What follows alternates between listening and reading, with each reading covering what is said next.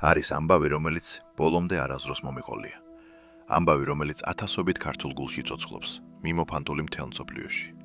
ამბავი, რომელიც ჩუმად იწყება ჩემოდნით, რომელიც არასდროს გეჩვენება საკმარისად დიდი და გულით, რომელიც ზედმეტად სავსეა. მრავალი წლის განმავლობაში მე თვითონ ცხოვრობდი ამ ისტორიით. შორს სახლიდან, შორს ხმებისგან, სუნებისგან და ჩრდილებისგან, რომლებმაც ჩემი ფორმირება მოახდინეს. და დღეს მინდა მივმართო ყველას, ვინც ჯერ კიდევ ამ ქრეთავს ცხოვრობს. ყველა ქართველ ემიგრანტს, რომელიც ყოველ დილით იღვიძებს და იცის, რომ მისი ცხოვრების ნახევარი სადღაც სხვაგან არის. არ გამქრალა, არ დავიწყებია, უბრალოდ სადღაც სხვაგან არის. არის მომენტი, რომელიც ყველა ემიგრანტს ახსოვს. ფსიქოლოგები მას წინასწარ მწუხარებას უწოდებენ. ტკივილს, რომელსაც გრძნობ მანამ, სანამ რაიმეს დაკარგავ. ამას გრძნობ ფრენის წინა ღამეს, როდესაც სახლში დადიხარ. ეხები საგნებს, რომლებსაც მთელი ცხოვრება ახედა, თითქოს ბოლოჯერ ეხები მათ. შენს საწოლს, შენს ჯიქას, დედის ხმა მეზობელ ოთახში. შესაძლოა გამთენიისას მიდიხარ. შესაძლოა ღამით, როდესაც გარშემო სიჩუმეა. მაგრამ ყოველთვის არის ის ერთი მომენტი, როდესაც ჩერდები და ხვდები. მე ვტოვებ ყველაფერს, რაც ვიცი, იმისთვის, რისი წარმოდგენაც ჯერ არ შემიძლია. ხალხი ხედავს გამგზავრებას, აეროპორტის ფოტოებს. იძულებით ღიმილს, დამშვიდობების მჭიდრო ჩახუტებას. მაგრამ ისინი ვერ ხედავენ, როგორ გიგანგალებს ხელები ჩალაგებისას. იმიტომ რომ შენ უბრალოდ არ კეცავ მაისურებსა და დოკუმენტებს. შენ კეცავ საკუთარი თავის ვერსიას, რომელიც შესაძლოა აღარასდროს დაბრუნდეს იგივე. თვითმფრინავი აფრინდება. შენი ქვეყანა ფანჯარაში პატარავდება. კავკასიონის მთები ბრტყელდება, როგორც მოგონება, რომელსაც წიგნში ხურავენ. და შემდეგ უცებ მანძილი რეალური ხდება. არა კილომეტრებში, არამედ გულის ცემაში. კვლევები აჩვენებს, რომ ემიგრანტების 80%-ზე მეტი საზღვარგარეთ ყოფნის პირველ წელს განიცდის ღრმა იდენტობის ხვევას. არა იმიტომ, რომ მათ არ უყვართ ახალი ქვეყანა, არამედ იმიტომ, რომ ხვდებიან, რამდენად ძლიერად უყვარდათ ძველი. შენ ხვდები ადგილას, რომელსაც შენი სახლის სუნი არ აქვს. ჰაერი განსხვავებულია, განათება განსხვავებულია, სიჩუმეც კი უცნაურად ჟრერს. ხალხი სწრაფად დადის. ენა მკვეთრად ჭლის შენს ყურს. თავს ყველა სამყაროში სტუმრად გრძნობ, საკუთარი თავის ჩათვლით. ეუბნები საკუთარ თავს, მეც შევეგუები, ყველა ეგუება, მაგრამ სადღაც შიგნით ჩურჩულებ. გთხოვ, ნუ მისცემ ამ ახალ ადგილს ჩემი იდენტობის წაშლის უფლებას. კვირები გადის, უფრო მეც მუშაობ ვიდრე გძინავს. სწავლობ ავტობუსების ნომრებს, ქუჩების სახელებს, კანონებს, რომლებიც საქართველოში არ არსებობს. და შემდეგ ერთ ჩვეულებრივ დღეს. სახლის მონატრება ფიზიკური ხდება. თანამშრომელი სამსახურში სიმღერას ჩართავს. და ეს ქართული სიმღერაა. მხოლოდ ერთი მელოდია, ერთი სტროფი. მაგრამ უცებ ყელი გეჭიმება და იძულებული ხდები, რომ გაიხედო სხვა მხარეს, რადგან ებრძვით ცხრემლებს, რომლებიც არც კი იცოდი, რომ შენში იყო. ეს რეალური ფენომენია. ფსიქოლოგები მას ნოსტალგიით გამოწვეულ სომატურ რეაქციას უწოდებენ. სახლის მონატრება იმდენად ძლიერია, რომ შეგრძნებათ იქცევა. შეკუმშული მკერდი, ყელში გაჩხერილი ჯავრის გორგალი, სითბოს ტალღა, ტკივილთან შერეული.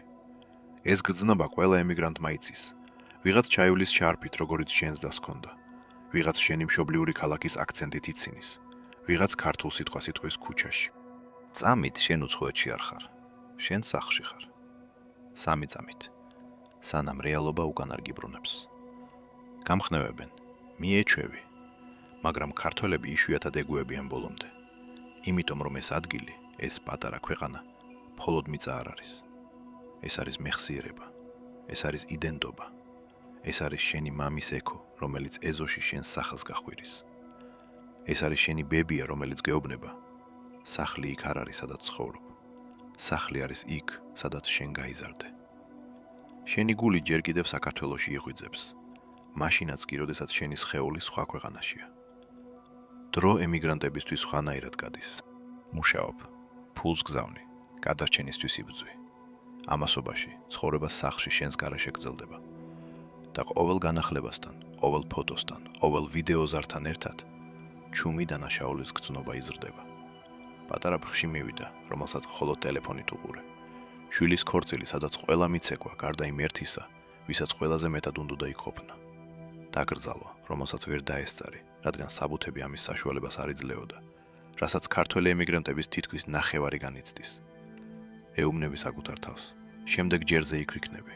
მაგრამ ყოველთვის არის სხვა პრობლემა, სხვა საბუთი, სხვა კანონი, სხვა შეზღუდვა. და მაინც შენ აგრძელებ. არის ძალა, რომელიც მხოლოდ ემიგრანტებს აქვთ. არა ხმამაღალი, არა ისეთი, რომელიც ჯილდოებს იგებს. ჩუმი, უხილავი ძალა იმ ადამიანებისა, რომლებსაც ერთდროულად ორი სამყარო აქვთ. შიკაგოს უნივერსიტეტის კვლევა აჩვენებს, რომ მიგრანტები უფრო დიდხანს მუშაობენ, უფრო სწრაფად ეგუებიან ზეწოლას და უფრო ძლიერ ემოციურ მდგრადობას ავითარებენ, ვიდრე საშუალო ადგილობრივი მოსახლეობა. მაგრამ ვერც ერთი კვლევა ვერ გაზომავს შენი შვილის აღზრდის გამოტოვების სიმძიმეს. ვერც ერთი კვლევა ვერ შეაფასებს დედის ტკივილს. იღიმი ოჯახისთვის ვიდეოზარებისას, მალავ დაღლილობას. ამბობ, კარგად ვარ. მაშინაც კი, როდესაც შიგნიდან ინგრევი. იმიტომ რომ შენ ერთი დაპირებით წამოხვედი. მე გავაადვილებ ცხოვრებას იმ ადამიანებისთვის, რომლებიც მიყვარს. ეს არ არის სისუსტე. ეს არის ერთგულება. ეს არის სიყვარული თავგანწირვით. არის კიდევ რაღაც, რაც აუცილებლად უნდა გითხრა. შენ არ ხარ დავიწყებული. ყოველ ჯერზე, როცა დედა შენს საყვარელ საჭმელს ყოველ შემთხვევისთვის გვერდზე გადადებს, ის შენზე ფიქრობს. ყოველ ჯერზე, როცა ვინმე შინიტყვის, ეს მას ძალიან უყვარდა. ისინი ემოციებით გიხსენებენ. როცა შენი მეგობრები ერთად ხედან და ვინმე იტყვის, საინტერესოა, რას აკეთებს ახლა? შენ ცოცხალი ხარ მათ მეხსიერებაში. და როცა შენს ოჯახს ესმის თვითმფრინავის ხმა, თუნდაც ერთი წამით, თუნდაც ხმამაღლა არ თქვან, ისინი ფიქრობენ, იქნებ დღეს არის ის დღე, როცა დაბრუნდები. შესაძლოა შორს ხარ, მაგრამ შენ არ ხარ დავიწყებული. საქართველო გატარებს, მაშინაც კი, როცა გონია, რომ შენ ატარებ საქართველოს. სამშობლოს ახსოვს თავისი შვილები. მაშინაც კი ბედნიერების საძიებლად რომ წავიდნენ. მაშინაც კი რომ წავიდნენ, რადგან სხვა გზა არ ქონდათ. მაშინაც კი, როცა ჩუმად მიდიან, დრამატული დამშვიდობების გარეშე, სუნთქვა შეკრულები, რომ არავინ დაინახოს ცრემლები. სადაც გიყვარს, იქ არის სახლი, წერდა ოლივერ ვენდელ ჰოლმსი. სახლი, რომელიც ჩვენმა სხეულმა შეიძლება დატოვოს, მაგრამ არა სულმა. რაც არ უნდა შორს წახვიდე, საქართველო არ წყვეტს სახლად ყოფნას.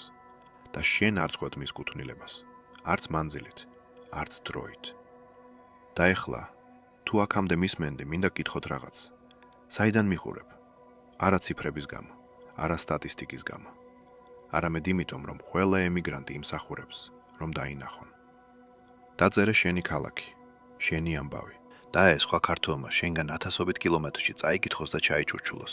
მეც იგივე ცხოვრებით ცხოვრობ. და ეს იყოს ადგილი, სადაც ემიგრანტები თავს უხილავად არ იქცნობენ. ეს იყო ფიორი, ყოველი ქართველისთვის, რომელიც შორს ცხოვრობს სახლიდან. და თქვენში მყოფი ბავშვისთვის, რომელსაც ჯერ კიდევ ესმის საქართველოს ზარი.